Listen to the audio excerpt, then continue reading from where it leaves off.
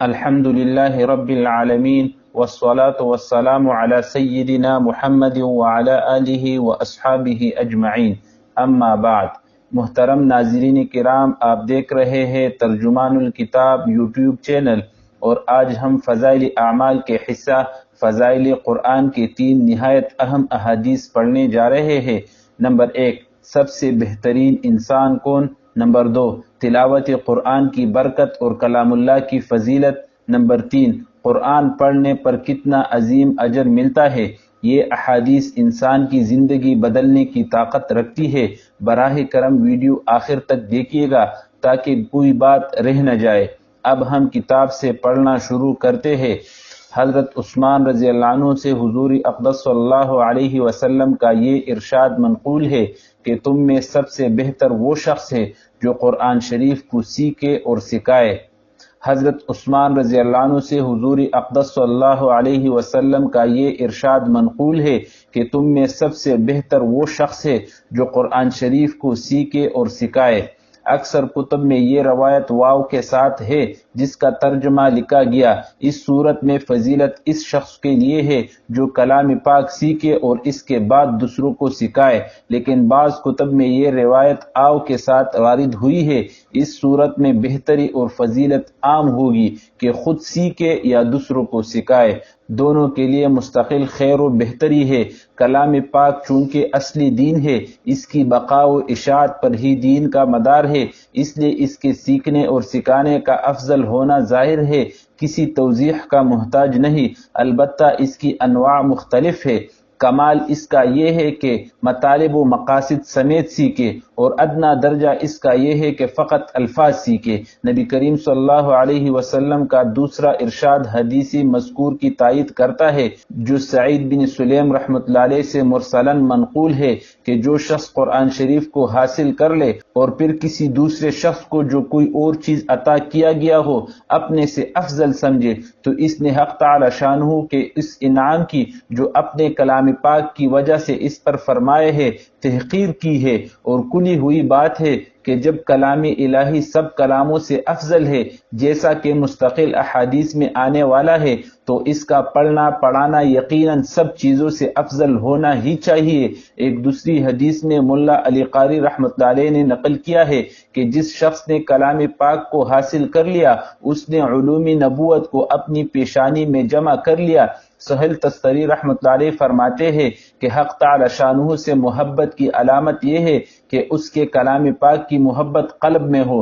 شرح احیاء میں ان لوگوں کی فہرست میں جو قیامت کے ہولناک دن میں عرش کے سائے کے نیچے رہیں گے، ان لوگوں کو بے شمار کیا ہے جو مسلمانوں کے بچوں کو قرآن پاک کی تعلیم دیتے ہیں، نیز ان لوگوں کو بھی شمار کیا ہے جو بچپن میں قرآن شریف سیکھتے ہیں اور بڑے ہو کر اس کی تلاوت کا اہتمام کرتے ہیں۔ ابو سعید رضی اللہ عنہ سے حضور اکرم صلی اللہ علیہ وسلم کا ارشاد منقول ہے کہ حق سبحانہ و تقدس کا یہ فرمان ہے کہ جس شخص کو قرآن شریف کی مشغولی کی وجہ سے ذکر کرنے اور دعائیں مانگنے کی فرصت نہیں ملتی، میں اس کو سب دعائیں مانگنے والوں سے زیادہ عطا کرتا ہوں، اور اللہ تعالی شانہ کے کلام کو سب کلاموں پر ایسی ہی فضیلت ہے جیسی کہ خود حق تعالی شانہ کو تمام مخلوق پر۔ ابو سعید رضی اللہ عنہ سے حضور اکرم صلی اللہ علیہ وسلم کا ارشاد منقول ہے کہ حق سبحانہ و تقدس کا یہ فرمان ہے کہ جس شخص کو قرآن شریف کی مشغولی کی وجہ سے ذکر کرنے اور دعائیں مانگنے کی فرصت نہیں ملتی، میں اس کو سب دعائیں مانگنے والوں سے زیادہ عطا کرتا ہوں، اور اللہ تعالی شانہ کے کلام کو سب کلاموں پر ایسی ہی فضیلت ہے جیسا کہ خود حق تعالی شانہ کو تمام مخلوق پر۔ یعنی جس شخص کو قرآن پاک کے یاد کرنے یا جاننے اور سمجھنے میں اس درجہ مشغولی ہے کہ کسی دوسری دعا وغیرہ کے مانگنے کا وقت نہیں ملتا، میں دعا مانگنے والوں کے مانگنے سے بھی افضل چیز اس کو عطا کروں گا۔ دنیا کا مشاہدہ ہے کہ جب کوئی شخص شیرینی وغیرہ تقسیم کر رہا ہو اور کوئی مٹھائی لینے والا اس کے ہی کام میں مشغول ہو اور اس کی وجہ سے نہ آ سکتا ہو تو یقیناً اس کا حصہ پہلے ہی نکال لیا جاتا ہے۔ ایک دوسری حدیث میں اسی موقع پر مذکور ہے کہ میں اس کو شکر گزار بندوں کے ثواب سے افضل ثواب عطا کروں گا۔ عقبہ بن عامر رضی اللہ عنہ کہتے ہیں کہ نبی کریم صلی اللہ علیہ وسلم تشریف لائے، ہم لوگ صفا میں بیٹھے تھے، آپ صلی اللہ علیہ وسلم نے فرمایا کہ تم میں سے کون شخص اس کو پسند کرتا ہے کہ الصبح بازار بتخان یا عقیق میں جاوے اور 2 اونٹنیاں عمدہ سے عمدہ بلا کسی قسم کے گناہ اور قطع رحمی کے پکڑ لائے۔ صحابہ رضی اللہ عنہ نے عرض کیا کہ اس کو تو ہم میں سے ہر شخص پسند کرے گا۔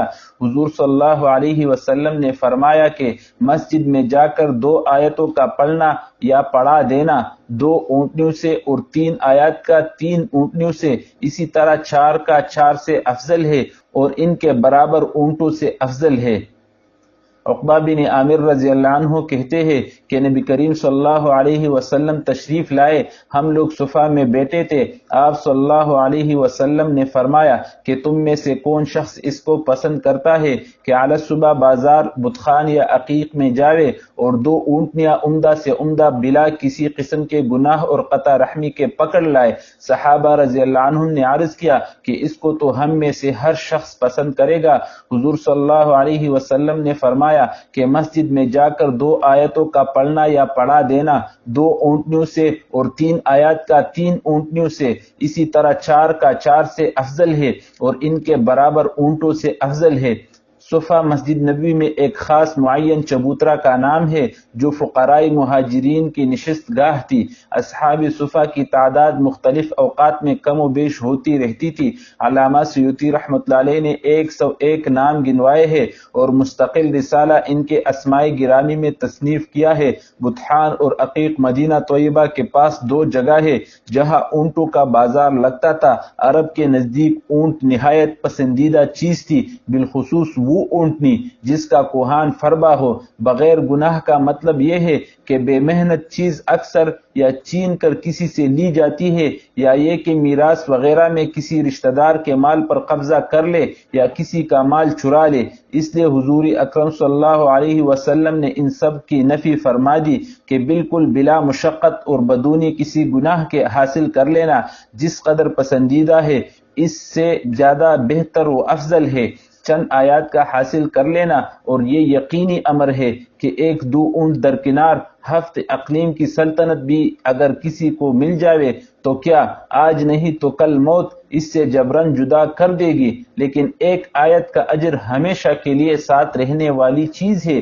دنیا ہی میں دیکھ لیجئے کہ آپ کسی شخص کو 1 روپیہ عطا فرما دیجئے، اس کی اس کو مسرت ہوگی، بمقابلہ اس کے کہ 1000 روپیہ اس کے حوالے کر دے کہ اس کو اپنے پاس رکھ لے، میں ابھی واپس آ کر لے لوں گا، کہ اس صورت میں بجز اس پر بار امانت کے اور کوئی فائدہ اس کو حاصل نہیں ہوگا۔ در حقیقت اس حدیث شریف میں فانی و باقی کے تقابل پر تنبیہ بھی مقصود ہے کہ آدمی اپنی حرکت و سکون پر غور کرے کہ کسی فانی چیز پر اس کو ضائع کر رہا ہو یا باقی رہنے والی چیز پر، اور پھر حسرت ہے ان اوقات پر جو باقی رہنے والا وبال کماتے ہو۔ حدیث کا اخیر جملہ اور ان کے برابر اونٹوں سے افضل ہے 3 مطالب کا متحمل ہے۔ اول یہ کہ 4 کے عدد تک بالتفصیل ارشاد فرمایا اور اس کے مافوق یعنی زیادہ کو اجمالاً فرما دیا کہ جس قدر آیات کوئی شخص حاصل کرے گا اس کے بقدر اونٹوں سے افضل ہے۔ اس صورت میں اونٹوں سے جنس مراد ہے، خواہ اونٹ ہو یا اونٹنیاں، اور بیان ہے 4 سے زیادہ کا، اس لیے کہ 4 تک کا ذکر خود تصریحاً مذکور ہو چکا۔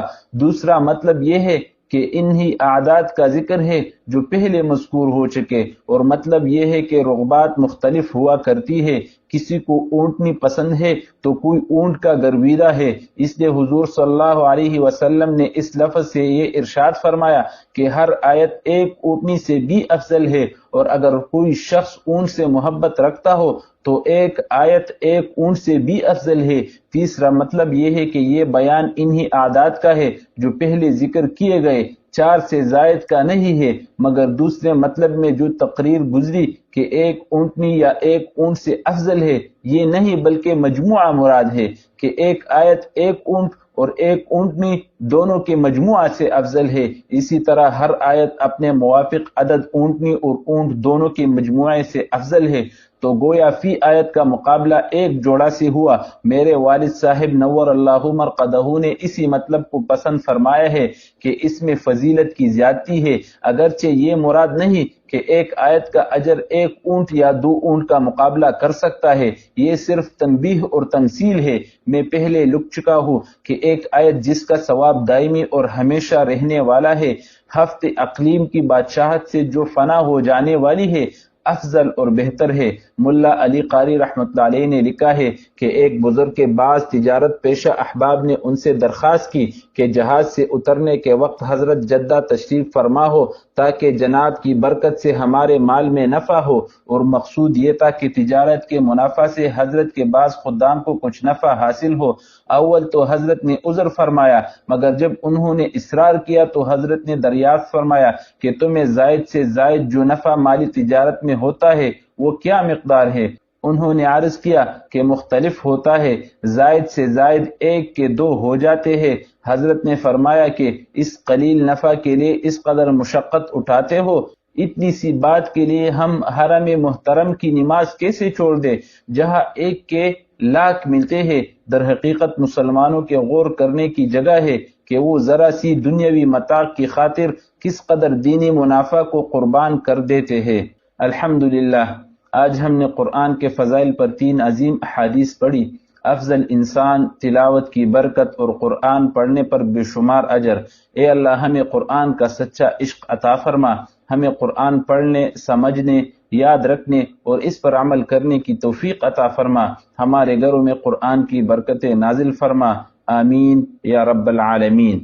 آج کا سوال: آپ روزانہ کتنی آیات یا کتنی دیر قرآن پڑھتے ہیں؟ اپنا جواب کمنٹ میں ضرور لکھیے۔ اگر ویڈیو اچھی لگی ہو تو لائک، شیئر اور کمنٹ کیجیے۔ ترجمان الکتاب کو سبسکرائب کرنا ہرگز مت بھولیے تاکہ آئندہ کی احادیث سب سے پہلے آپ کو پہنچے۔ جزاکم اللہ خیرہ، والسلام علیکم ورحمۃ اللہ وبرکاتہ۔